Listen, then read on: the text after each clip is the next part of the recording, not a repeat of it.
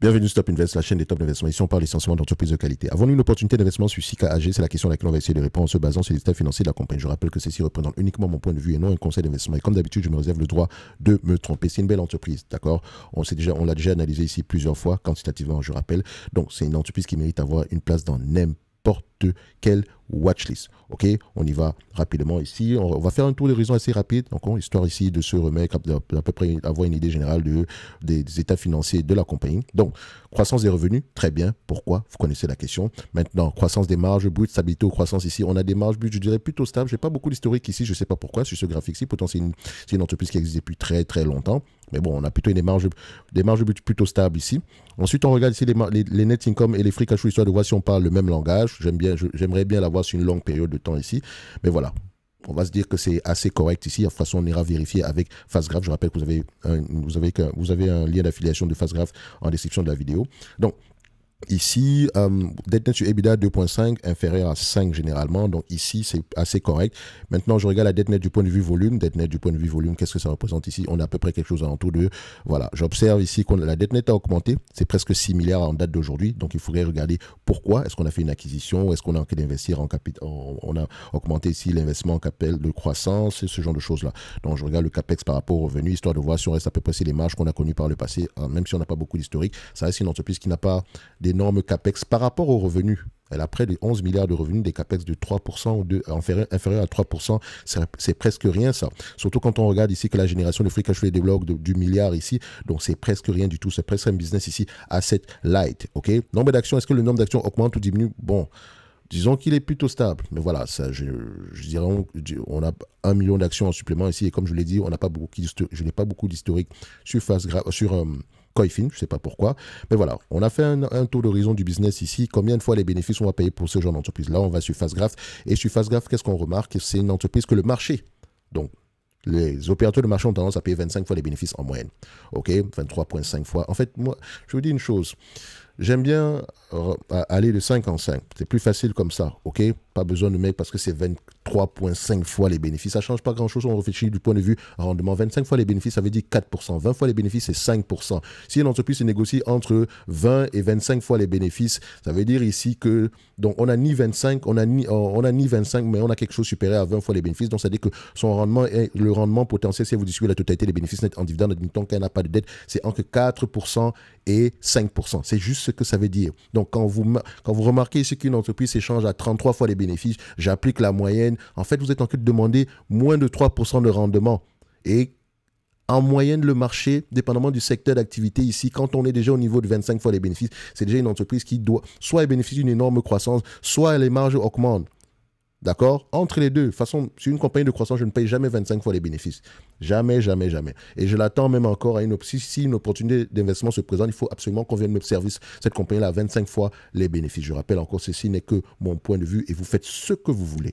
Donc, maintenant, ici, on a à peu près une entreprise qui s'échange et que le marché paye à 25 fois les bénéfices. OK? Ça ne me dérange pas. Parce qu'on remarque également ici qu'on s'attend à une certaine croissance. Du point de vue bénéfice net, ici, c'est assez intéressant. 25 fois les bénéfices, ça veut dire, est-ce que c'est un business prévisible? Les analystes ont tendance à faire de bonnes prévisions ici. 75% du temps, ils ont raison.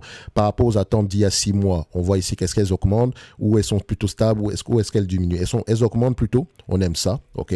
Enfin, on a une légère diminution par rapport à 2025. Par rapport à 2026, c'est une augmentation, mais on va se dire ici que c'est plutôt stable. De manière globale, les opérateurs de marché sont très optimistes sur cette compagnie. Free cash flow et net income, est-ce que ça va dans le même sens? On remarque ici que les free cash flow même sont plus élevés, mais attention, ici on a des net income ajustés, donc ça se rapproche très réellement ici des free cash flow. Donc ici, ça fait 25 fois les bénéfices, 25 fois les bénéfices, ça donne 261 francs suisses. 261 francs suisses moins la dette nette. C'est important de toujours enlever la dette nette. 261 moins la dette nette, ça donne combien? 1, 2 points.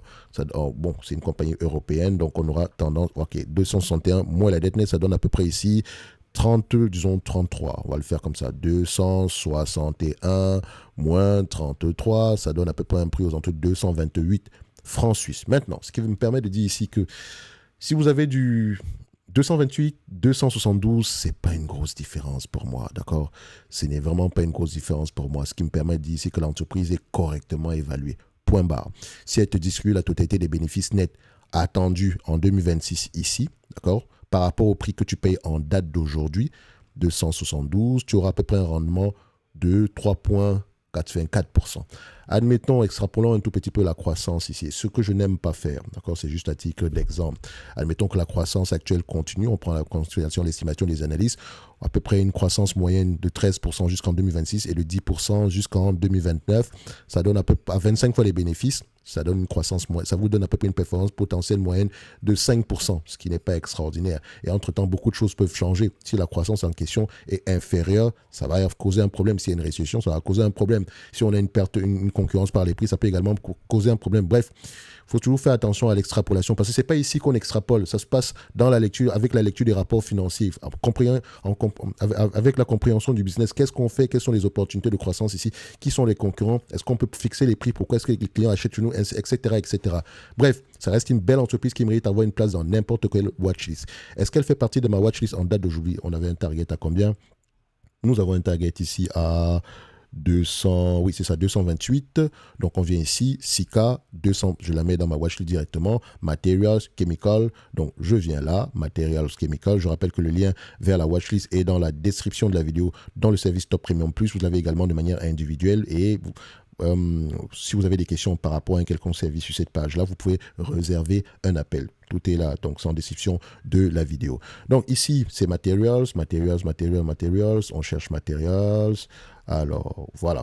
Donc, on a Materials et je cherche ici la compagnie qu'on appelle c'est Sika. Voilà, ici. Boum. On était à 200, si je ne me trompe pas, 233. On va juste vérifier ici. Est-ce que c'est le cas? 233, non, 228. Bon, voilà, 228, 228. OK. 228. Voilà, donc ça mettra que Sika est légèrement surévalué, mais qu'on s'est dit ici que voilà, ça reste une entreprise assez correctement évaluée. Ce n'est pas une grosse différence ici. Si on avait un 50% ou bien un 30%, peut-être même un 25%, pourquoi pas. OK? Donc, on met la date d'aujourd'hui. Comme ça, si vous avez accès à la watchlist, vous pourrez savoir que la date, la vidéo, enfin, l'analyse date à peu près du mois de septembre par là. Et donc, si c'est dans 90 jours, ça reste encore correct. D'accord? Si ça date de plus de 90 jours, il faut peut-être renouveler. Et donc, vous pouvez me demander de renouveler ici l'analyse quantitative dans le service en question. OK? Ou bien, vous pouvez m'envoyer un mail par rapport à ça. Bref, pour nous aussi, Sika reste une excellente entreprise. Mais au prix actuel, on va se dire que c'est juste correct. Ce qui veut dire que si on parle du dividende en lui-même, le dividende ici, il est versé depuis plusieurs années. Je ne sais pas depuis combien de temps. Vous pouvez aller regarder ça sur Internet. Ça se trouve partout.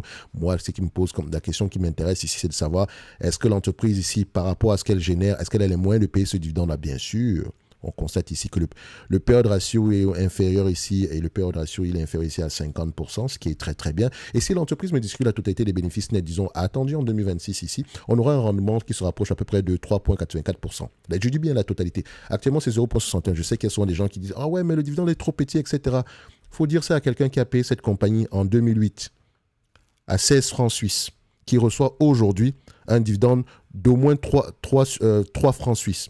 Donc, quand tu fais 16 divisé par 3 divisé par 16, ça donne un rendement, juste par rapport au dividende, de 18%. Juste ce fameux petit dividende. OK? Et ensuite, par rapport au bénéfice net actuel, je rappelle encore qu'il a acheté à 16 francs suisses. Aujourd'hui, extrapolons même avec la croissance, on s'attend à 10,46 francs suisses d'ici 2026. Donc, si on te discute la totalité des bénéfices nets en question, en dividende, ton rendement est de 65%. OK? Donc, petit dividende devient grand. C'est petit, pourquoi? Parce que c'est par rapport au prix actuel. Si on vous vend la même entité en date d'aujourd'hui, disons à 100 francs suisses, OK? Le fameux dividende en question qui est à 3,20 francs suisses ici, disons celui de 2023, qui correspond à 0,61 ici, en fait, il va se transformer en 3%. Vous comprenez ce que ça veut dire? Donc, s'il vous plaît, quand vous parlez de dividendes des petits, parce qu'à cause du rendement inférieur à 1%, machin truc, ce n'est pas comme ça qu'on regarde les choses, s'il vous plaît. D'accord? Ce n'est pas la meilleure manière de regarder les choses. OK? Donc, ceci n'est que mon avis et non un conseil d'investissement. Comme d'habitude, je me réserve le droit de me tromper. Le lien vers le service Top Premium Plus est en description de la vidéo. On se donne rendez-vous sur la prochaine. Merci, au revoir.